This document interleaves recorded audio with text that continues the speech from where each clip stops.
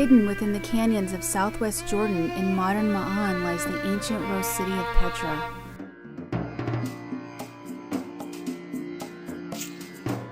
Lost for over 1,000 years, protected by high cliffs, inhospitable regions, and Bedouin tribes, the city was only rediscovered in 1812 by Swiss adventurer Johann Ludwig Burckhardt.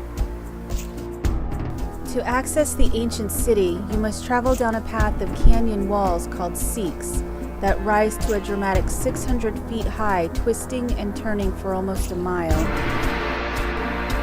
At the head of the canyon and the entrance to the city sits a towering temple carved directly into the canyon's sheer sandstone walls. This hidden building is called the Treasury, or Al-Khazneh in Arabic. The Treasury of Petra is cut into the sheer rock facade of the local rose-colored Shar Mountains, giving it the nickname of the Rose City. The architectural design of the Treasury is a prime example of Roman Baroque style. The facade is more than 130 feet high and consists of 2 stories. The upper level, a temple within a temple, sits atop the lower level. The pediment only covers 4 central columns. The facade and roof split to make room for a central tholos-like cylinder, which contrasts with the rectangles and triangles of the rest of the design. The lower story resembles a temple facade with 6 columns unevenly spaced. Both levels use deep projection and indentation to make use of light and shadow. The artist of this great monument is unknown, but Greek and Roman sources give us the name of the people of Petra as the Nabateans. Nabatean culture was centered around trade. It was the lifeline to the city. During its height, it was the trading network for frankincense and myrrh. Petra consisted of a city center surrounded by suburbs. It is estimated that as many as 30,000 people lived in the city and thousands of traders camped beyond the city walls at any given time. Petra grew and prospered from a tent-dwelling village to a wealthy kingdom in just a couple of centuries, and became the center of major trade routes.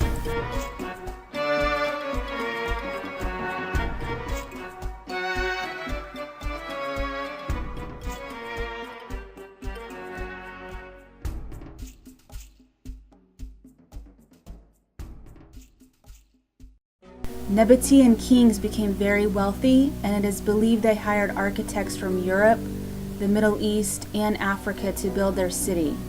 It is also theorized that, as a major trade route, different architectural styles were merged from a variety of cultures. The Treasury gets its name from one legend that bandits or pirates hid their loot in a stone urn high on the 2nd level. Significant damage from bullets can be seen on the urn. Local lore attributes this to Bedouins, who are said to have shot at the urn in hopes of breaking it open and spilling out the treasure. But the decorative urn is in fact solid sandstone. Until recently, it was unknown what the Treasury was used for. In 2003, a hidden chamber at the base of the building's steps was discovered, revealing a subterranean staircase leading to a door that opened up to underground chambers. Pottery covered in ancient frankincense, a figurine of Aphrodite, and other artifacts were found. But the most telling discovery were the 13 bodies recovered from the underground chamber. The Treasury had finally revealed its secrets. It was originally built as a mausoleum and a crypt at the beginning of the 1st century AD, during the reign of Aratos IV Philopatris. The Treasury is a masterpiece of design and engineering, and it is actually a sculpture.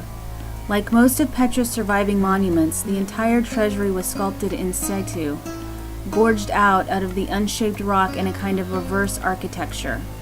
Simple hammers and chisels, such as a claw chisel, flat chisel, and pointed chisel, were used to create the building. The pointed chisel was used to remove large amounts of rock. In fact, chisel marks from iron tools have been found throughout the buildings at Petra. The Treasury was sculpted from top down. It is believed sculptors climbed to the top of a cliff and placed a narrow ledge they cut and drilled into rock face for placing pegs and planks. They then made a hole to carve the ceiling. As sculptors made their way down the rock face, they would essentially erase the support holes that held them from the previous level of carving. Working down from the top, the debris formed a ramp for the workers to stand on. Handholds, which can be seen on each side of the facade, were most likely carved by tomb raiders, looking for a way to the top of the treasury to recover its mythical treasure. Although many of the building's architectural details have eroded away during the 2,000 years since it was carved and sculpted from the cliff, we can still get a clear picture of the original design. The treasury's facade most clearly embodies the Hellenistic style and reflects the influence of Alexandria, the greatest city in the eastern Mediterranean at this time. There are other details from the artistic traditions of the Hellenistic world, including eagles, the symbols of royal Ptolemies, vines, vegetation, a vase with large handles, and architectural ornaments on a pediment. Statues of gods and mythological figures adorn its facade. While the treasury employs many elements of classical architecture, it does so in a unique way.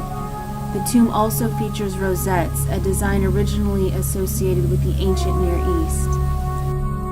Its architecture features a broken pediment and a central tholos on the upper level.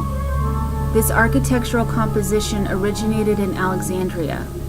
Above the broken pediment, the bases of two obelisks appear and stretch upwards into the rock. On the upper level, Amazon and Victory stand, flanking a central female figure, who is probably Isis Tai Chi, a combination of Egyptian goddess Isis and Tai Chi, the Greek goddess of good fortune. In the recesses behind are two winged Victories.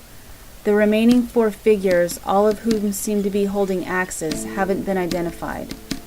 Two lions, also symbolizing Al-Uzza, adorn the entablature between the two stories. The pediment, which is split and capped by a cone, a capital, and an urn that is not Greek or Roman, is a unique synthesis of architectural styles.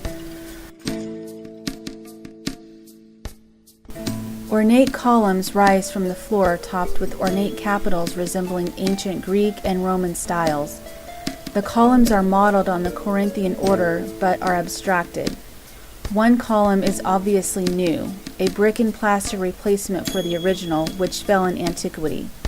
This neatly demonstrates one of the most extraordinary features of Nabatean architecture.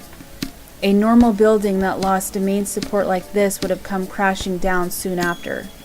These Nabatean columns, though, support nothing. Inside the treasury are interior rooms flanked by three smaller antechambers. It is estimated that 60,000 cubic feet of rock was removed from the interior. There are no markings on the inside, only a blank square chamber with smaller rooms opening off of it. The only other feature inside are unusual round windows above the smaller rooms. At ground level, the mounted riders are statues of the Greek twin gods Castor and Pollux, sons of Zeus who live partly on Olympus and partly in the underworld. The Dioscuri protected travelers and the dead on their journeys. Petra, which means rock in Greek or Latin, was the size of Manhattan Island during its height. The treasury has appeared in several Hollywood films and documentary shows. The most famous of movies was Indiana Jones and the Last Crusade.